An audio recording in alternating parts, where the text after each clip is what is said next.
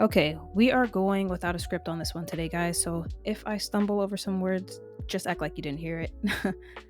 I'm going strictly off of bullet points. This is something I've been kind of passionate about. I kind of realized as of late while currently rebinging some of my favorite shows. So there are certain character dynamics in fiction that, no matter how many times we see them, they never really quite lose their impact, right? Yes, they're recycled, but somehow they always manage to feel entirely new. So whether that's set in some kind of, I don't know, post-apocalyptic wasteland or high fantasy kingdom or even some kind of gritty urban city, these dynamics tap into something that I can consider is universal. They're compelling and they're tragic. And they're usually the kind of tropes that reappear across genres and mediums, but they still manage to hit that same emotional core every time. So, in this video, I really wanted to explore two of my favorite character dynamics that I find consistently resonate with me. And I call them the same war, different weapons, which is a radical versus reformist dynamic.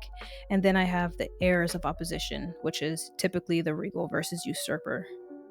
I feel like these aren't just cool narrative pairings, but they also kind of reflect deeper and, I don't know, timeless questions, if you will.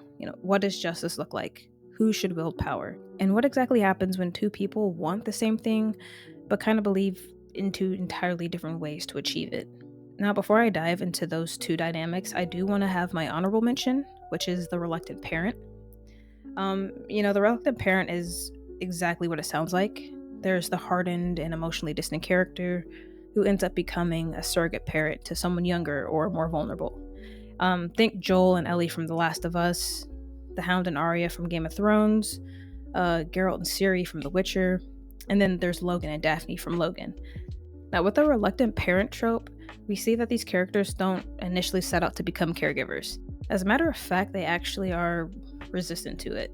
But the big three, circumstance, survival, and shared trauma, is eventually what ends up binding them together. And through that bond, we watch them grow. And, they ultimately learn what it means to care for somebody again, even grow to love that person and want to protect them. And I feel like it's a trope that resonates because it's about transformation. It's about emotional growth and people who seem honestly incapable of it, right? So people who've lost everything yet somehow find a piece of themselves again through that deep care and through that responsibility. Okay, so now that we have the honorable mention out of the way, it's time we dive into two of my favorite character dynamics or tropes. So let's get to it.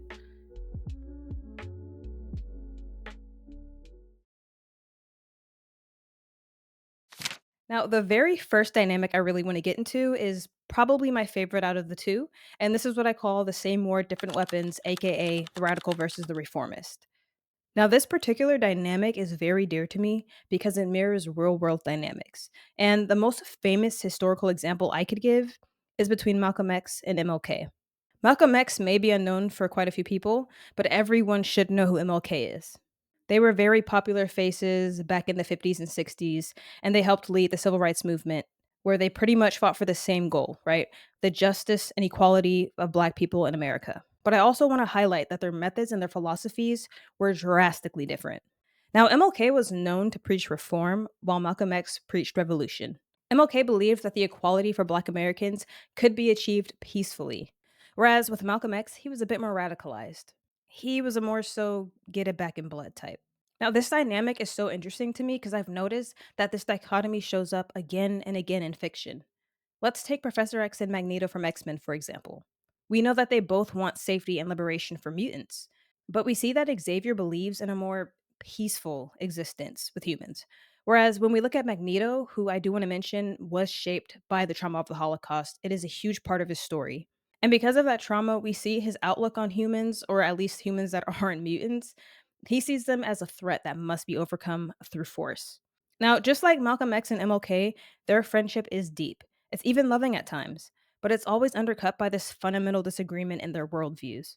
I think two other characters that really highlighted this dynamic was T'Challa and Killmonger from 2018's Black Panther. Now, once again, I don't exactly know how these characters interact in their comic counterparts, so for the sake of this video, I'm going to go strictly off of the film. Killmonger is kind of introduced as the villain of the story, the antagonist, if you will.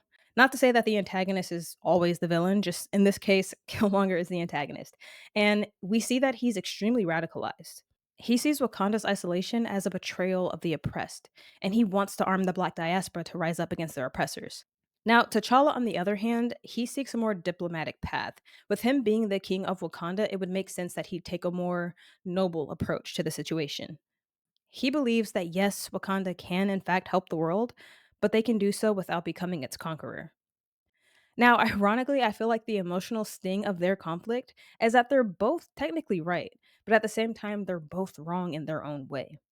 And that's what makes this dynamic so rich, especially with these two characters. It's not just a battle of fist, it's honestly so much more. It's a battle of philosophies, and sometimes that can be even more enriching. Now, this trope works so incredibly well because it reflects a very human tension. We all want a better world, hopefully, but we don't always agree on how we're going to get there. We'll see with the radical that they will challenge the status quo, a lot of the times violently. Whereas with the reformist, we see that they'll seek change typically from within the system. So when these two finally do clash, it's never just personal, it's existential.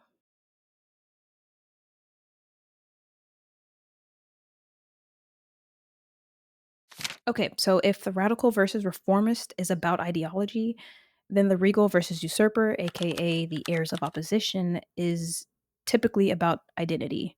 Often familial, always tragic. I feel like it's a dynamic that's rooted in proximity and contrast. Two characters. All the examples I have in this video, they are brothers by blood or by bond, and they're both shaped by the same environment, but ultimately forged into opposites.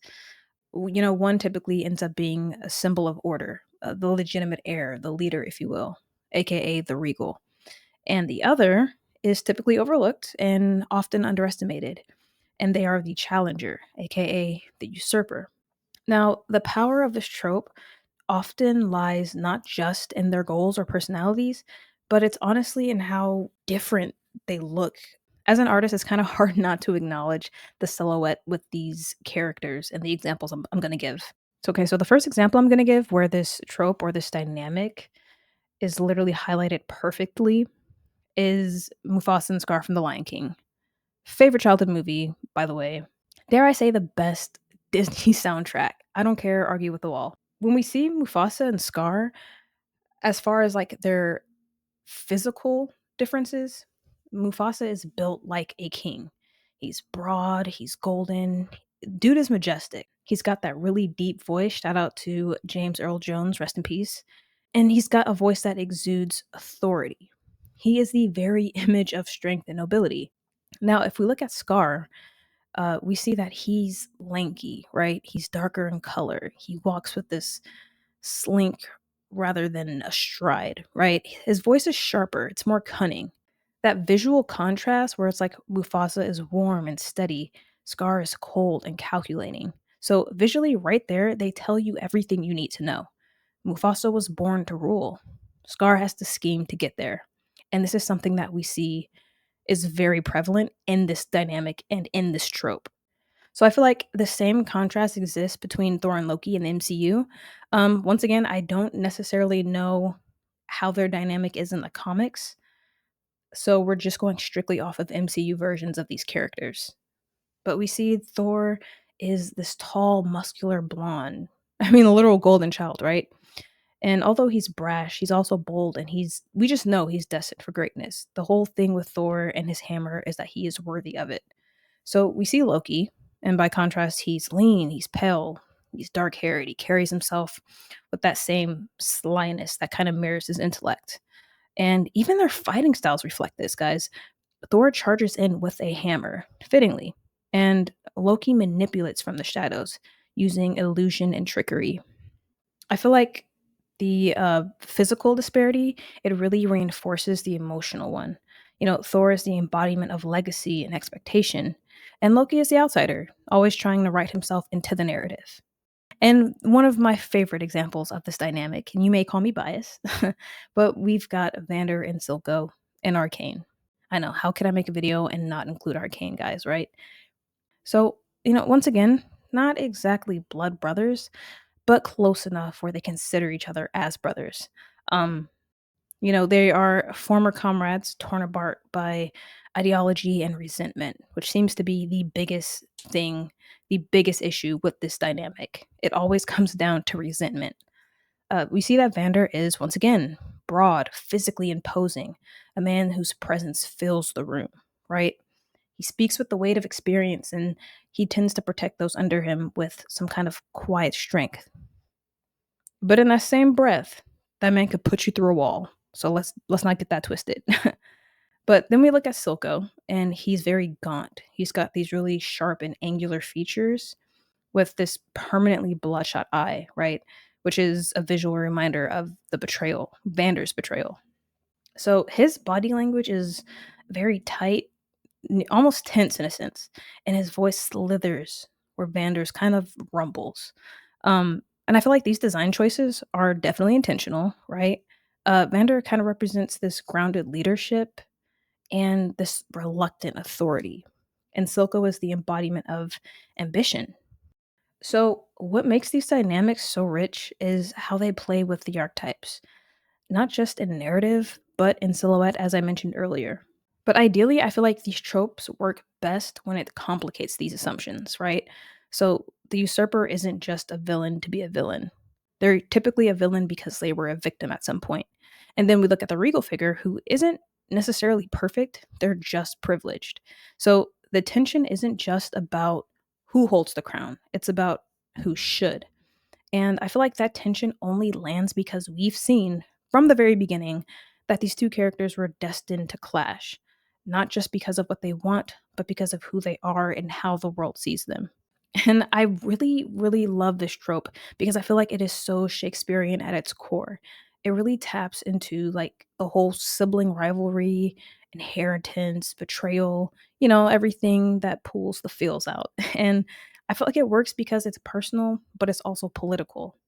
And when it's done right, it can leave a very lasting emotional impact. Because if we're being honest, no one hurts you like family.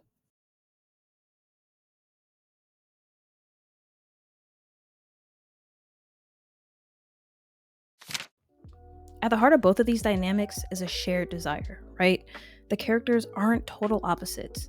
In fact, I feel like what makes their conflict sting even more is how much they have in common. Now, they often want the same thing, whether that's justice, whether it's love, recognition, or even purpose. But they see different paths forward and different ways of achieving it.